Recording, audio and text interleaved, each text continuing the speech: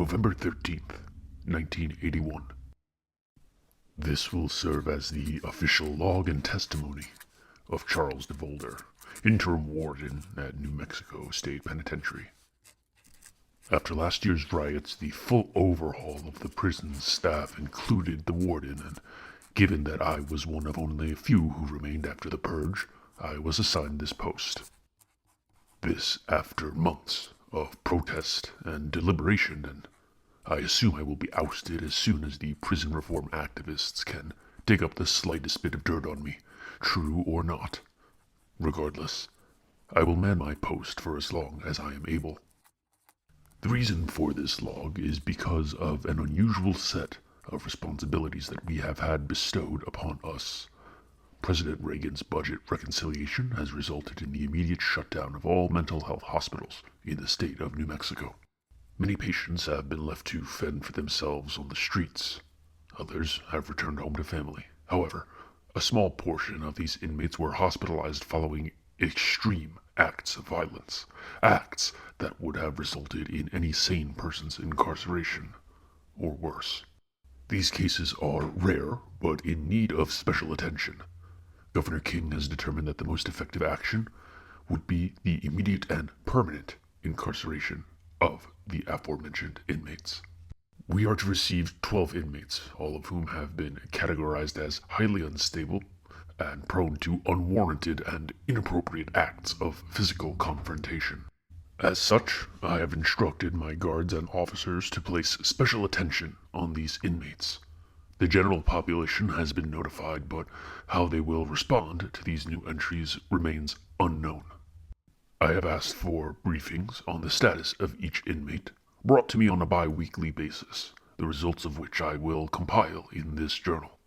In addition, I have asked to be personally notified if any issues or confrontations involving one of these dozen new inmates occurs.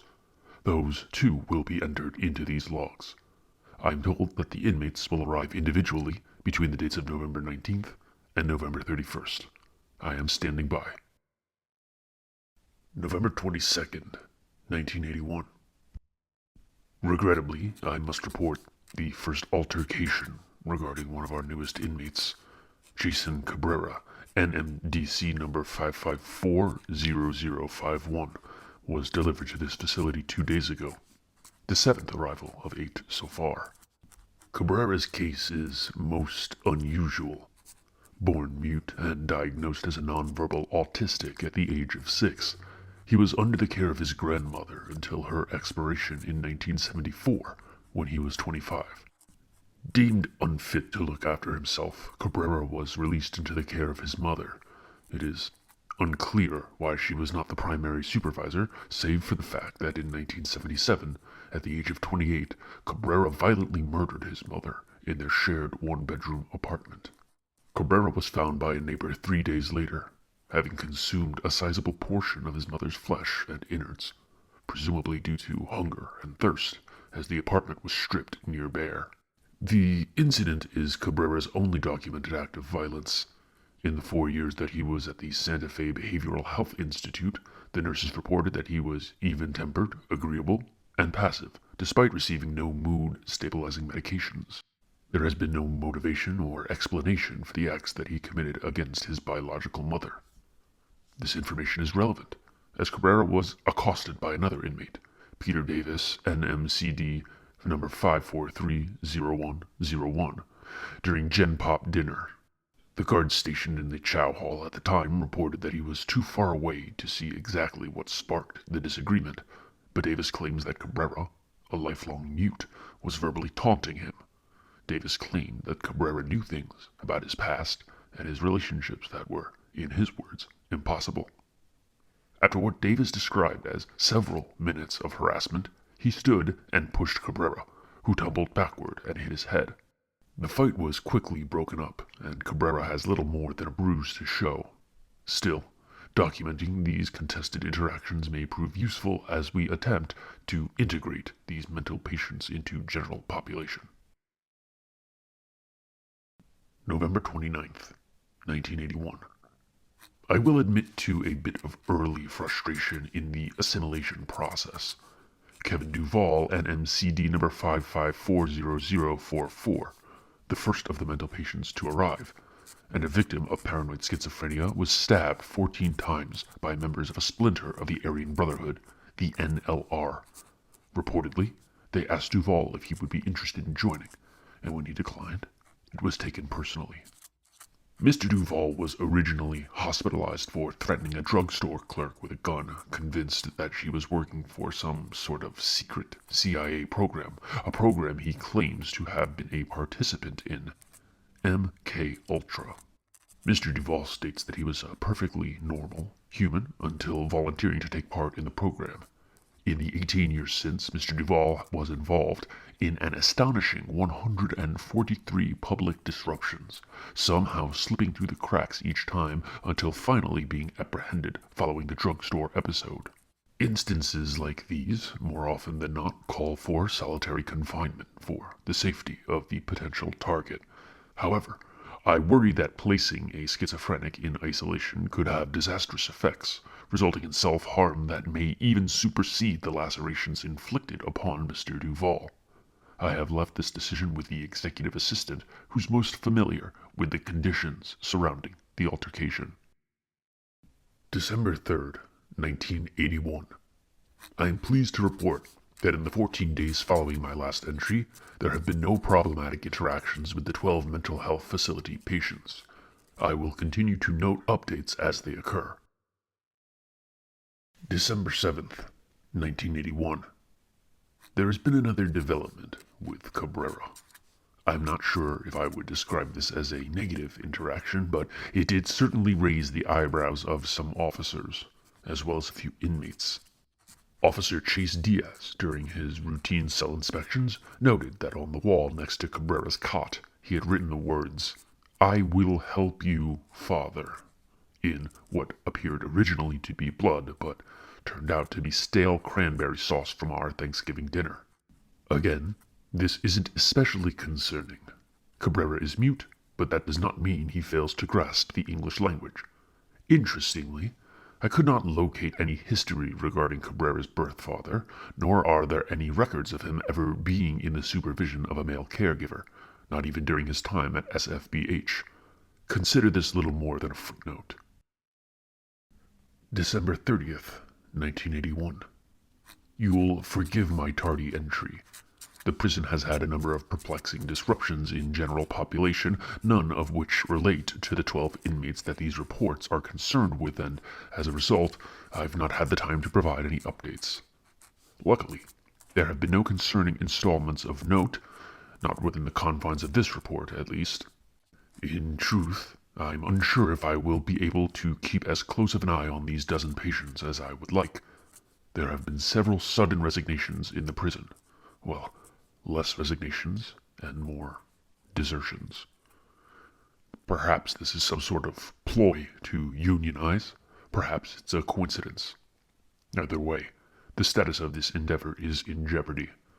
I will report back with additional notes when appropriate. January 11th, 1982. I am saddened to report that one of the mental health patients transferred into our supervision, Gerald Hall, NMCD number 5540047, has died. The cause of death is suspected to be the acquired immune deficiency syndrome. Any inmates that shared contact with this individual have been isolated and are being tested and treated with every bit of medical technology that we have available to us. The entire penitentiary is on edge, and 2 more correctional officers have seemingly vanished. I have made a meeting with the governor on Wednesday to discuss the implications for our operations and the prospect of employee transfers from other institutions. January 15th, 1982. After meeting with Governor King, I'm pleased to report that we will receive 5 transfers, including a mental health specialist, effective this Monday. There is certainly an air of relief among guards and officers, but the lack of available workers has resulted in a lull of observations regarding our 11 remaining inmates. I am hoping that the specialist we've received will take interest in their standing. January 19th, 1982. Dr. Maria Kelly is the name of the specialist sent by the governor to aid in our handling of former mental hospital patients. She's quite keen and appears to have an understanding of these sorts of patients far beyond my own. Her plan is to have individual meetings with all 11 inmates and devise a plan of action for each one. I look forward to discussing her notes. January 23rd, 1982. I've completed my meeting with Dr. Kelly. On the whole, her prognosis seemed optimistic. 10 of the 11 inmates appear to have, for the most part, adjusted normally to life in NMSP, even Mr. Duval, who I'm told has made a near-complete recovery from his encounter with the Aryan Brotherhood. She did, however, note a minor concern regarding Mr. Cabrera. By the accounts she's received, Dr. Kelly informs me that other inmates tend to avoid Cabrera because, apparently, despite being completely nonverbal otherwise, he will incessantly chant at anyone who comes within 5 feet of him. According to the other prisoners, he recites a mantra of sorts. He seems to keep repeating, "The Father, the Father, the Father," quite persistently, so I'm told. Of course, Dr. Kelly didn't get physically close enough to Mr. Cabrera to test the veracity of these rumors.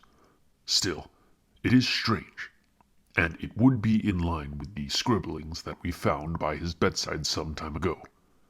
Curious. February 17th, 1982. My apologies for not documenting this sooner. There has been a great deal of confusion, rumination, call it what you will. Last week, while on night patrol, a prison guard noticed that Mr. Cabrera was missing from his bed. Time approximated 3:38 a.m.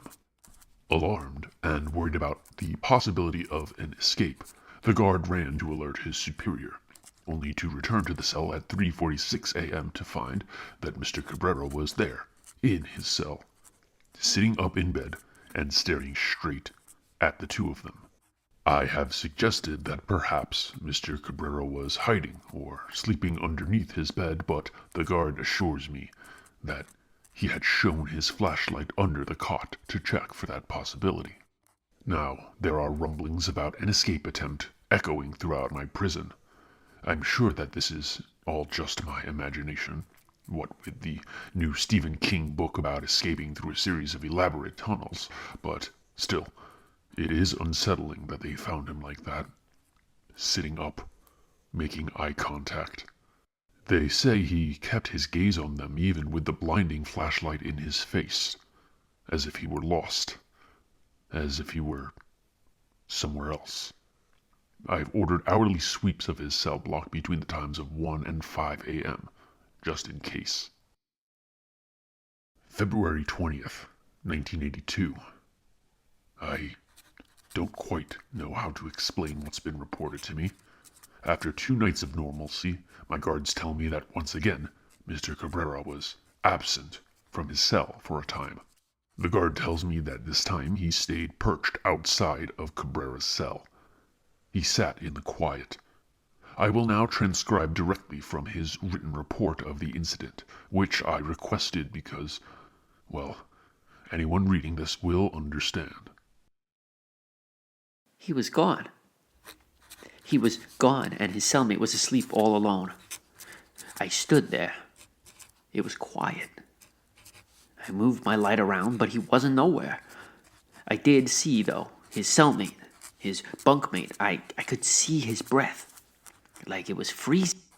His breath was thick in the glow of the flashlight. I don't really remember how long I was there. Maybe only a couple of minutes. I felt stuck. And then he was back. He was back in his bed, right below his bunkmate. 1 minute he was gone, and then he slid back in. I saw it. I had my light pointed straight at it. The second the covers started to move, it was like TV static. It wasn't sudden. It would have been natural if it wasn't so awful. That prison guard has since resigned. He is inconsolable. He refuses to talk about it or even converse with anyone who works or resides here. I worry I'm losing my grip on my men. I worry I'm losing my grip on my mind. February 23rd, 1982. The superstition has now gotten out of control. My guards refuse to patrol Cabrera's cell block. Prisoners part like the Red Sea for him. How can this mute, reactionless shell of a man have such a grip on a building this size with nearly 1,000 residents? Only Dr. Kelly will interact with him. She tells me that he's changed. What was once a blank, expressionless glaze to his face is now a focused, sinister, toothy smile. She has shown me pictures, describing him as unflinching as she pointed the camera straight in his face. What concerns me isn't his creepy demeanor, but rather what he's doing at night when my guards refuse to supervise him. I fear things are escalating at a rate I am not prepared to handle. I will lean heavily on Dr. Kelly's advice. February 24th, 1982. I lack the cadence to artfully report the murder of Dr. Kelly. In her session with Mr. Cabrera, he managed to... I watched the security footage at least a dozen times. I don't understand what happened. She was on the other side of the steel bars. It was a perfectly normal interview. There was no break, no static or distortion to the film, but he was distorted. He became thin, not in mass, his essence. It was like he wasn't fully there, just for a moment. And in that moment, he somehow adjusted his way through the bars, as if not as if they weren't there, as if there were a way around them that no one else could see. It would be as if you were walking down a hallway and saw a door open there in the middle of the hallway, not on either side of the walls, I mean in the empty space of the hall. There's no reason to describe what he did to her body. I've put a call into the governor. The punishment for this crime should be solitary confinement, followed by immediate execution. But no officer will go near him. I instructed one that he was permitted to use his firearm, and instead he handed it to me, resigned, and told me to do it. I must admit, I fear I am unable to continue my duties as warden effectively. But I will not resign. I will not vanish like my underlings. I will remain vigilant and committed to the doing of justice. The buck will stop here, in this office, even if it is the end of me. February 26th, 1982. This will be my last entry. I have not left my office in 2 days. He's here. I know he's here. I can feel him. Observing. Whatever once was the man named Jason Cabrera, NMDC number 5540051. He's not that anymore. I've barricaded the door, but I know it won't stop him. I can hear his footsteps pounding in my head. He walks right up to my door every hour on the hour. He breathes. He speaks. The Father. The Father. The Father. And then he leaves. I haven't slept. I don't know if it's the exhaustion, the dehydration, or him, but it's clear that I am not long for this world. Should anyone come across this log, know that what happened here was not of this godly earth. There is a great evil here. There is something very wrong. I will not succumb to fear. I fear only my Creator. Whatever this is, it is not that. It can't be. No god of mine would offer this as his afterlife. I will not relent. I am a man of faith. I will make my peace and say my grace. In the name of the Father, the Father, the Father, the Father, the Father, the Father, the Father.